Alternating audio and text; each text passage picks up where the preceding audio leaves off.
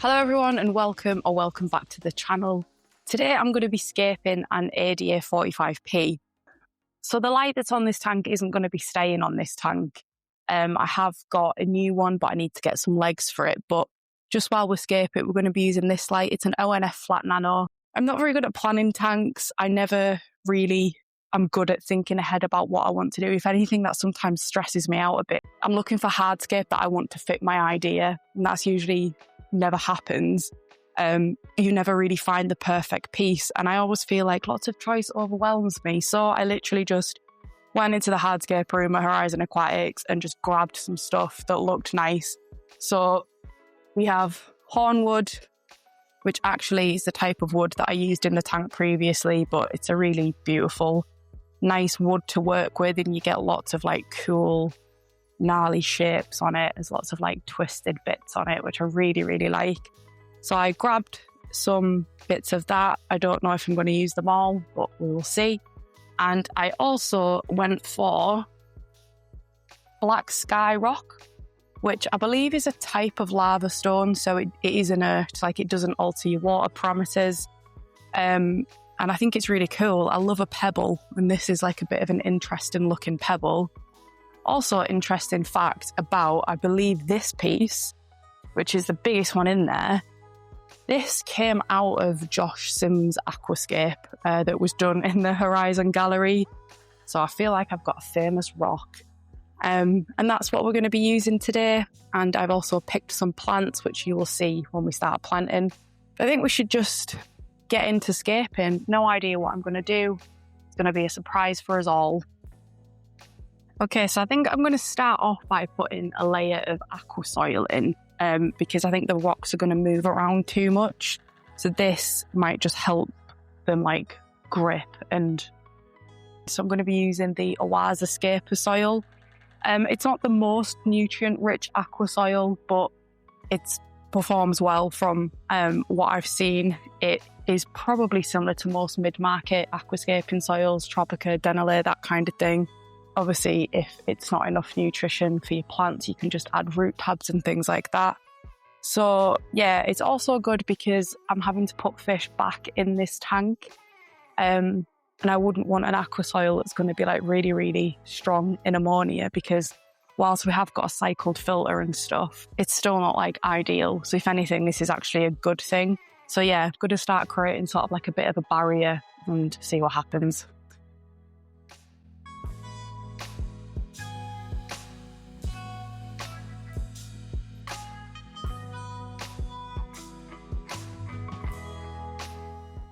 I'm going to put the first rock in, which is the largest black sky rock. And then I was debating whether or not to put wood in this. But I think I do want a little bit. Just going to create something quite simple, quite minimalist, hopefully.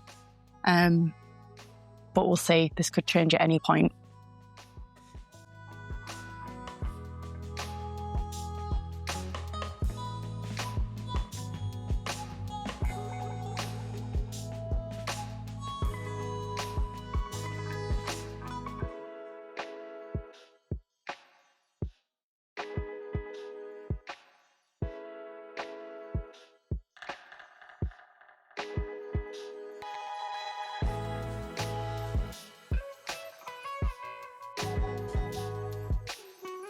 Just want to make sure that I've got enough room to clean the glass. I don't want the rock right up to the surface of the glass.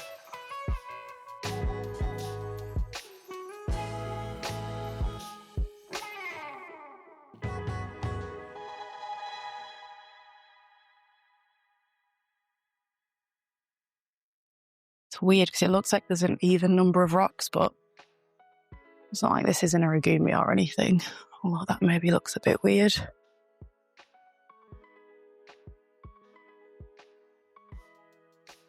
Okay, so for gluing, if anyone's not seen this before, I just literally use some cotton pad and some aquascaping safe glue. And basically you just, I've already done it, but you push the cotton pad in between the contact points that you're wanting to glue, and then you can't open my glue. And then you just douse it in glue and it'll set inert. And hopefully your hardscape won't move. And I'm just going to do that on the wood and the rocks, and this just means that nothing's going to move when it comes to tank maintenance.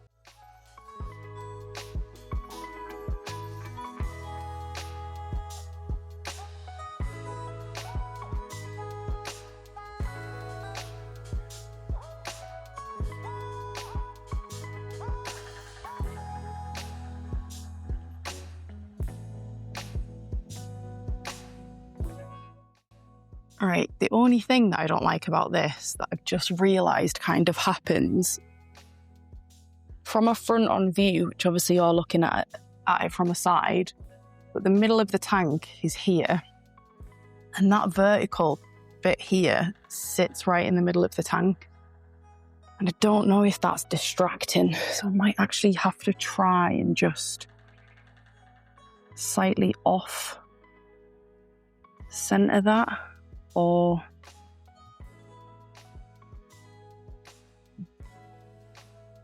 maybe it's just not going to be possible.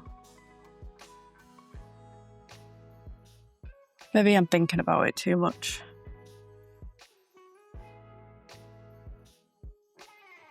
I also think, do I care?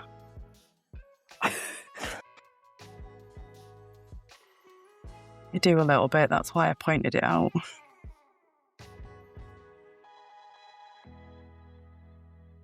Right, I actually think I found a position that I quite like for it. It takes away that sort of like vertical bit in the centre, and it gives it a bit more of a natural curve, looking like one piece of wood. So I think I'm actually just going to glue this before I change my mind, before it falls. Because I actually think I really like that. It looks very organic. The next bit was, do I want this? I don't think I do. I think I'm trying to keep restrained. I want simple. I love simple scapes when I see them. No, I'll tell you why I don't like it. Because this is the heavier side. And by putting that there, it adds more weight to that side and it loses balance in the scape. If anything, it should be this side, but I don't think it's going to do any justice adding an extra piece there.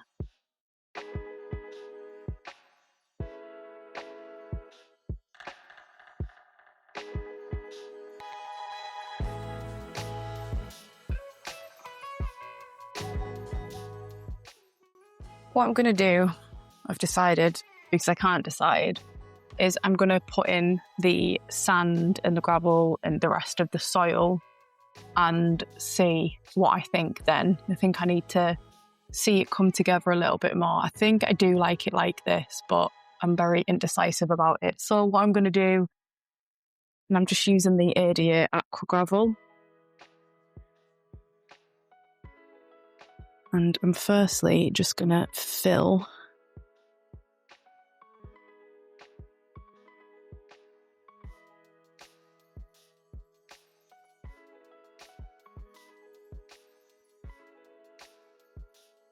where that aqua soil meets that gravel. Obviously over time that's just going to mix. So if you just cover that gravel in glue, it'll stay there. And it'll create like a little solid wall barrier.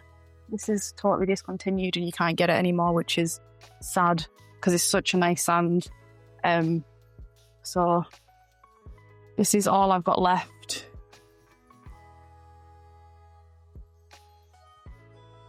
But it does go really nice with this rock, in my opinion.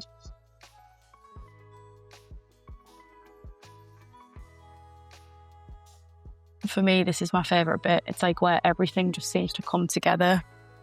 Just ties it all together so nicely.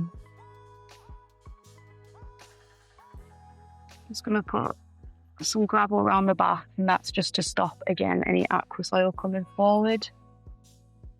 And this is just for like little bits of detail. I have got a smaller gravel, but I'm just going to stick with this one for now. Don't want to lose the sand too much because that's like my favourite part.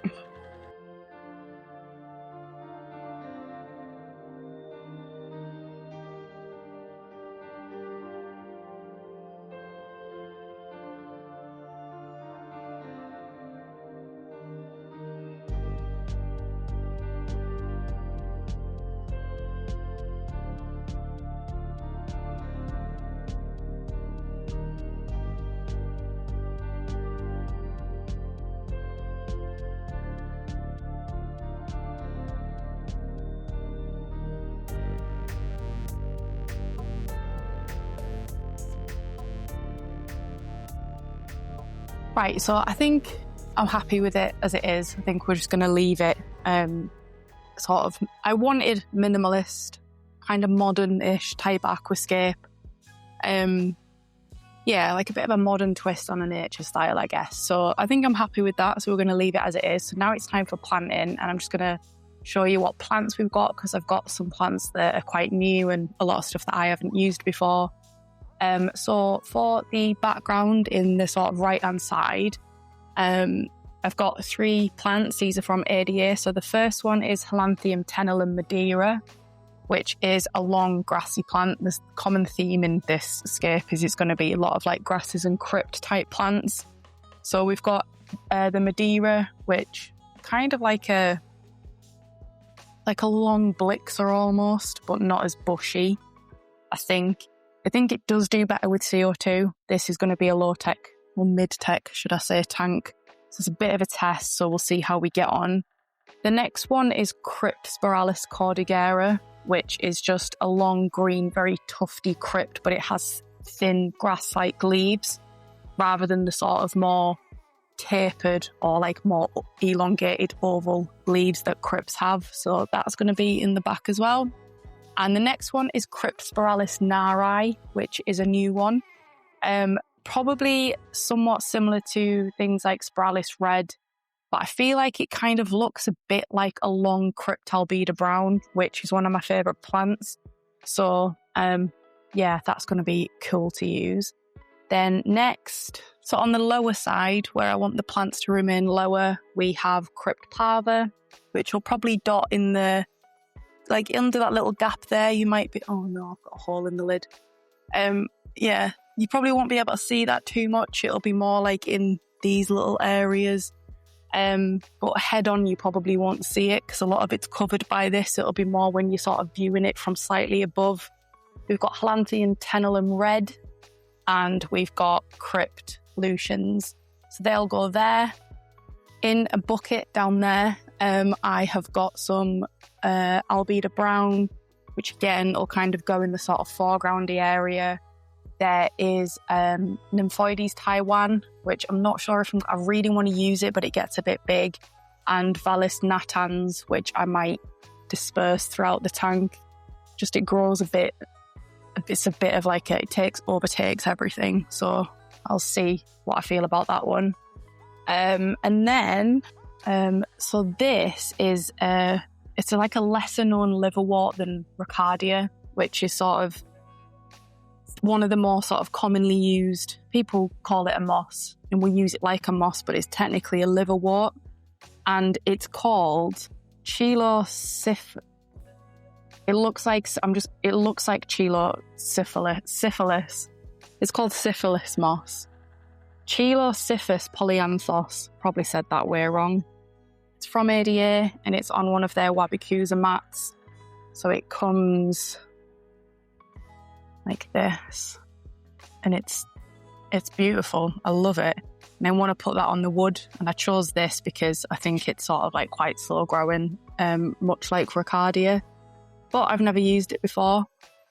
Oh, it smells like it smells like, you know, when you go into like a woodland and it's rained. It's like crack for nature addicts. Yeah, so I think it's going to be a bit fiddly, but we'll see. So yeah, and there is also some Crypt Wenditii green, which I don't think I'm going to use, I've decided. But we'll see. So yeah, I guess I best start planting. I think I'm going to start with the Madeira. Oof. I think I should probably also spray this down, actually. I don't want to get the wood wet because the wood is where I'm putting the moss, and when you glue things when the wood's wet, it kind of makes the glue turn whiter. So I'm going to try and avoid that.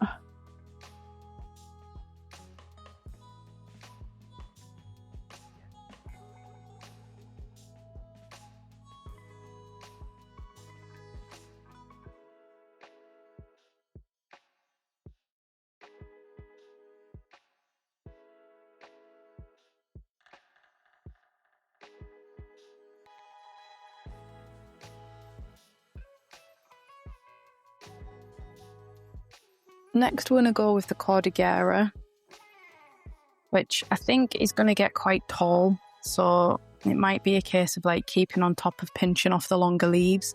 And I kind of want to keep that in a clump in this sort of section. And I think it grows quite like stays quite in its place, like a tufty growth habit. It's got a lot of gel on this. Right, finally, I'm not a fan of the gel, but from a transport point of view, it's actually really good because it keeps the plant in place and stops it getting damaged. It is a bit of a pain in the ass to get off. Right, so the next up is the Cryptonari. I do really like the look of this plant. It does look like a big albedo brown, which will be really nice if it is, but either way, if it looks like, Sproulish Red or something, I still love that plant, so that'll be fine.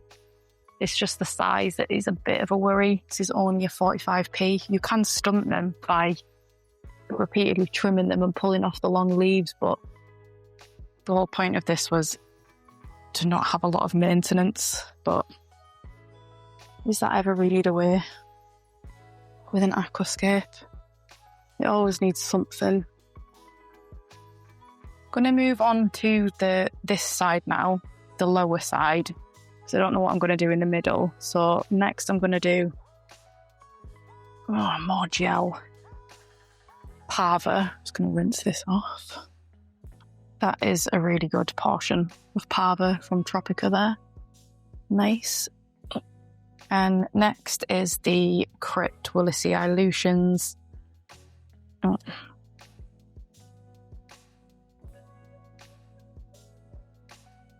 Right, we've swapped cameras, but so a little bit of the planting has been missed, but basically I think where it left off, we'd done the albedo brown, the Helianthemum tenellum, so all that I had left to do was the Nymphoides Taiwan, which is here, which when it grows in, I want to keep it like small and like quite pruned and very airy so that the middle space isn't like really heavy. And then to soften it, I decided to put the ballast in. I might regret this later, but yeah, we'll see how it goes.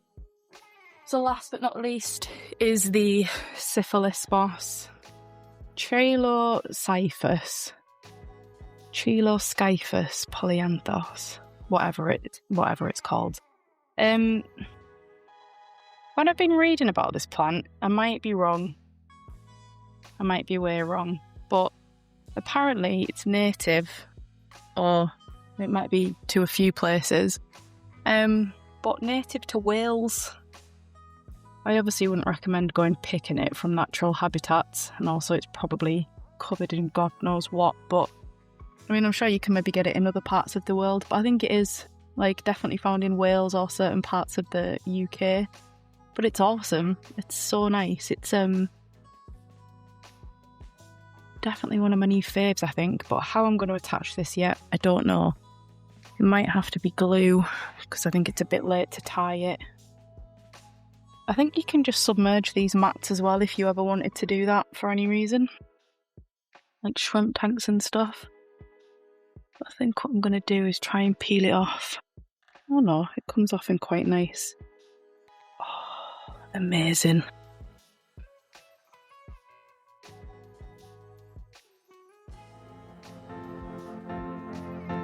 Oh my goodness.